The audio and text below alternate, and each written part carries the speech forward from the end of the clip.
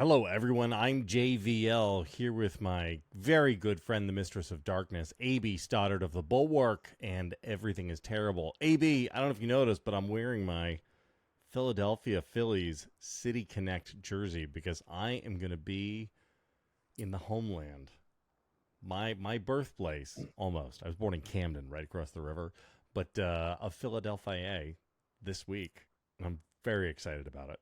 Tickets still, I think we have a couple tickets still available. Go to thebulwark.com/events if you want to come out and hang with me in Philly. AB, you love Philly, don't you? Because you're a good person. All good people love Philadelphia. I'm just so excited that you're feeling the homeland, the mothership. I've heard these very amusing discussions between you and Sarah. She's like somewhere in the burbs, not really working. You were actually there every Friday as soon as school got out with your best buddies. It's crazy. She's basically from Ohio. And she's like, oh, I'm from the country, and, real rural Pennsylvania where everybody has shotguns. That's always been her shtick. And now suddenly she's like, I'm a Philly girl. No, you're not. No, you're not. She lived in Delaware for a while. That's the closest she ever got to Philly is when she was living in Delaware. There. But you both are legit, and it's going to be really great to hang with the people. It's important to remind everyone that, Jill Biden is the ultimate Philly girl. Dr. Jill Biden. Dr. Jill. And it's going to be a great event. I'm pumped for you guys. Well, she does not think that Joe Biden is doing as good of a job as I think Joe Biden is doing. So there, Jill Biden can take a backseat to me on that. All right. So Kristi Noem is engaged in the most bizarre bit of performance art I've ever seen. She's clearly trying to prevent herself from being selected as vice president. So first, she did that insane dentistry commercial where she is like, got her mouth open and you're seeing her gum line, and it's just off-putting. It's off-putting for any human being to do, but for somebody who thinks they're, or I guess was being considered for vice president. And now she has a book in which she talks about killing a dog. And not just any dog, not like a random dog that was coming for her rabbit or something, like her own dog. And I just don't see any way to interpret this as somebody who's trying to stop themselves from being selected as vice president. Am I right? Am I wrong? You mean you can't interpret it other than she's trying to stop? Yeah. I mean, or that she's psychotic. That's the other possibility, I guess. It could be lost on her that coming out on Instagram or whatever she did about her clear smiles dentistry work is the kind of thing that absolutely disgusts Donald Trump. Oof. That might be beyond her, but she had to have known that this was going to spark some kind of reaction and too much controversy, the part about the dog. Stepping back a few weeks, she was on CNN a few weeks ago, and she both did not promote exceptions for abortion. Right. She hemmed and hawed about what she would have done on January 6th had she been in Mike Pence's place. So it was on that day that I thought she was trying to get out of it. Yeah. And I think the death of Cricket, the brutal murder, was definitely enough to finish the job. I mean, it's like something out of The Sopranos, right? Isn't this how they killed Christopher's girlfriend? Didn't they bring her out? They brought her to the Pine Barrens to a gravel pit and then shot her with a shotgun or something. It's so dark. Here's the thing. I am not a dog person. In fact, I am so not a dog person that many times dog people can bother me. Not all dog people. I am a huge dog person. But people who like bring it, baby up their dogs and like walk around with their dogs in strollers. Yeah. And talk about their dog babies. People who order, who bring their dogs to 5-star hotels and order off of the fancy dog service room menus. I fire those people into the sun. I just don't like it. Not a dog person. even I looked at this story and I was like, that's horrible. Yeah. Yeah. That's horrible. And if And I am moved to disgust and contempt for that, then I have to imagine that 90% of America hears that story and just thinks you're a bad person. oh, it's already just ended everything. On Friday morning, it was over. And that's what's so interesting. She knows that Trump doesn't like dogs. Right. And everyone gets beaten and defeated like a dog, rejected like a dog. But she also knows that if you're trying to stay high on the Veepstakes list, on the short list, what you're going to do is not cause any controversy. So Yeah. I too, like you, from the violence of that story to the dentistry and then her other comments on the Sunday shows, really have to believe this is a concerted sort of four-dimensional chess genius effort to make sure that there was no way that she got asked. And for all I know, she's been getting some inside information. I don't know, maybe from Corey Lewandowski, from could be from somebody else, saying like, "Oh, actually, Trump is really looking at you hard," and that's why she's felt like she has to just double down because she doesn't want to be on the thing. But I have to think maybe this like ends her career in politics. Like maybe this was a little like, can you be a dog murderer? No, And it's over. Win It's elections absolutely for over. anything, even in which Dakota is she from? South. South, right? The Metropolitan Cannot. Dakota. No, JVL, I promise you, this is the end. This is a bipartisan, universal issue. It's over for her. And I think you're right that she was probably a contender. I mean, getting higher up there because Elise Stefanik is too short. He hates short people. Doesn't like short people. And she's always, and Katie Britt is, let's face it. She did the same probably a thing. little too sweet. I'm still convinced the Katie Britt response was her attempt to also get off of Right, the also. VP short list. Yeah. Right. And so Noem has had, she's buff, she works out, she's trim, she's wears high heels, she's always camera ready, and she's a governor, and it really made sense in a lot of ways that she would be high on the list of potential picks. So knowing, because apparently she is a faithful person, very spiritual, knowing that it would involve a life of crime and the selling of one's soul, she might have had to resort to drastic measures. So she called up Michael Vick and said, "Michael, how do I get out of this thing? I don't want to be on VP." And Michael Vick said, well, "Have you thought about killing a dog?" And then detailing it. We'll talk more about VP stuff in a minute or two. Other news from the weekend: Ron DeSantis had just a good conversation with Donald Trump. They sat down in Miami over the weekend just to talk, just to just a couple of fun-loving guys who like to get together. This is, I think, a week after Trump just was again recounting about, boy, I really crushed that guy, Mr. DeSanctimonious. What does Ron DeSantis get out of this?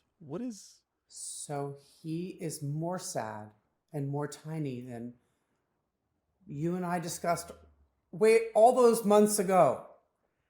He requested the meeting, and This was on his request? it was Ron DeSantis' request. And he wants to make peace and help out in any way that he can. And he knows that Trump's hurting for dough. So maybe he thought that he could, hand over some donors that he could inspire to give to Trump.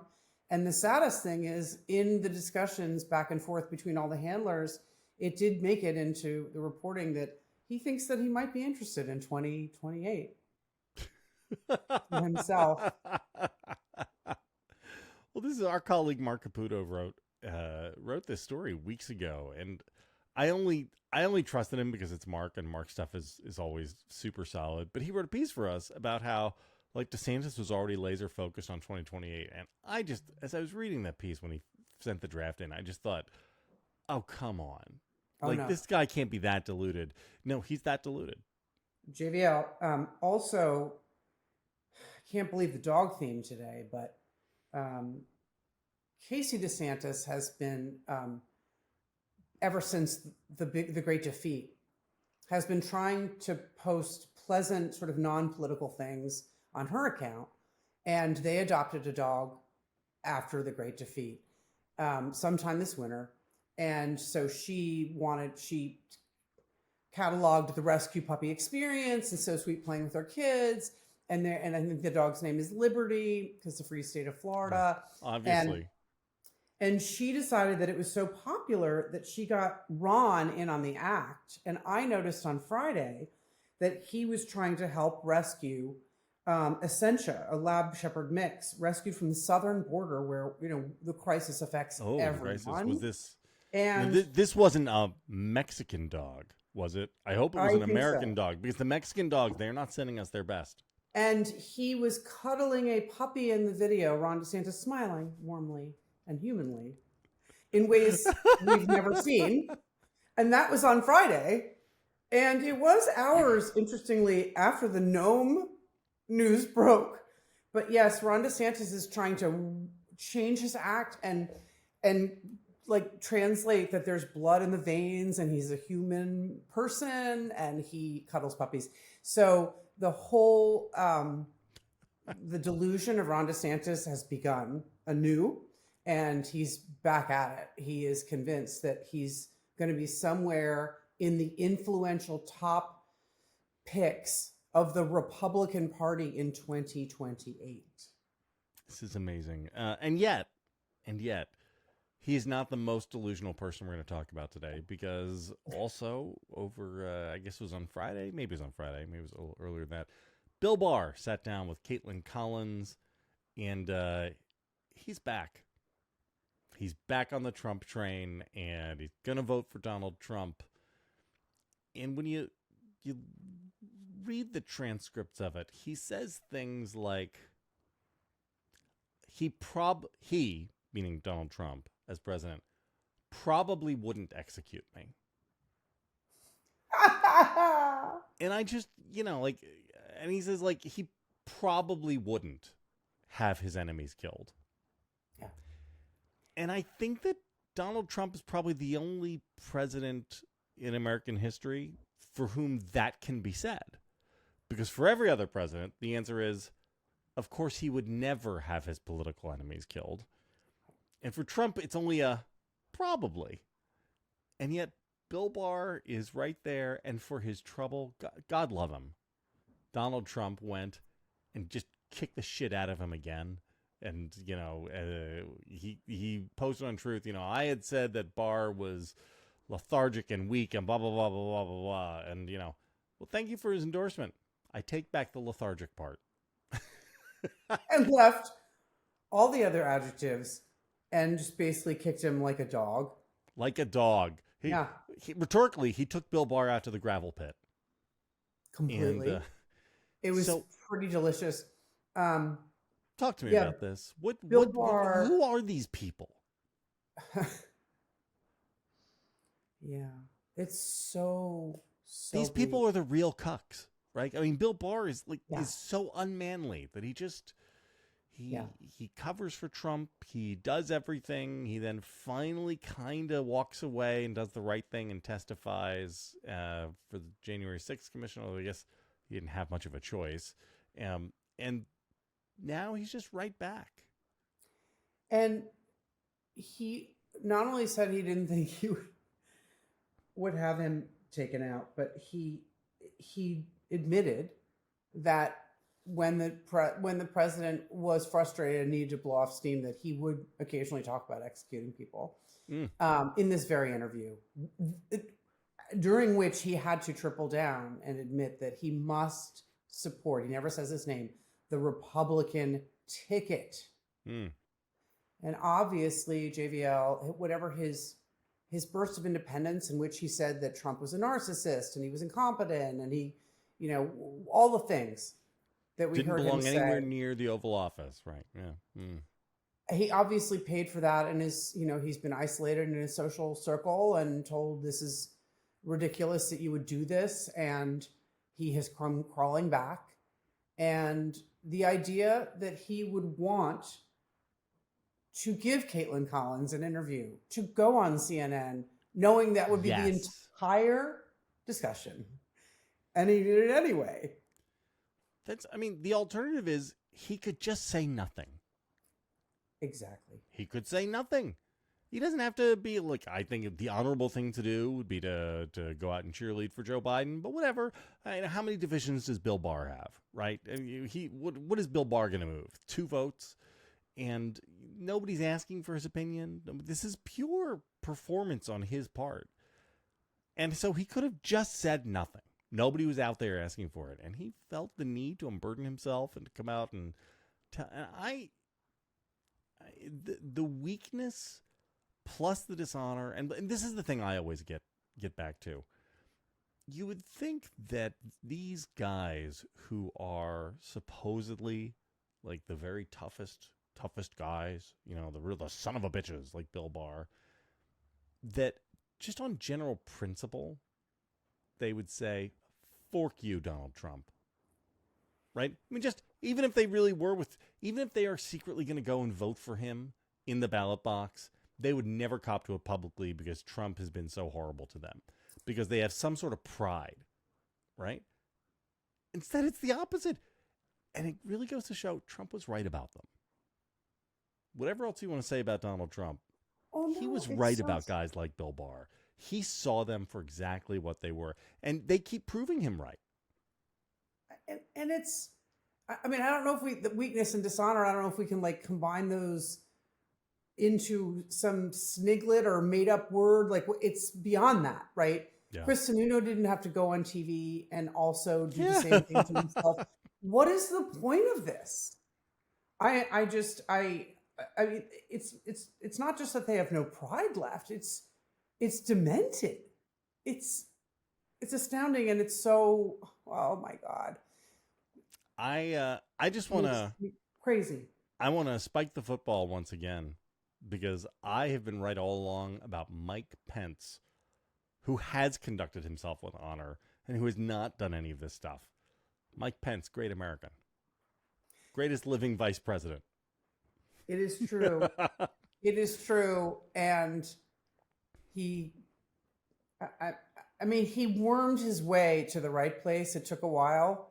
But doing the right thing all along. He just couldn't say the right thing for a long time. But in the end, he has. And all these people have to do is hide, like you say. Just hide. They're not running for president like Mike Pence tried to do. And also, Bill Barr's never have to work again. Like, this is the other, like, if Bill Barr was 50, then I might say, well, dude's got to eat. And he's got to make money in this town somehow. And, Godfrey, he couldn't just get a job at Starbucks like a normal person. He has a lifestyle to which he is accustomed. But he's done. He's just one of these grand eminences. He doesn't need he's not going to get another job in politics. There's nothing about this other than ego for them and fetish. And it's weird. I would love to know what his safe word is. All right. So quick, I do want to talk briefly about the Veepstakes stuff, because weirdly, we're actually getting close to, it's almost Memorial Day, and we got summer coming. We're going to get to the conventions. We'll get Veepstakes. There was I think it was Axios today floated that Doug Burgum suddenly moving up the list. I believe that not at all. And I am curious as to what you think. Let me just throw out to you the list as I think it exists.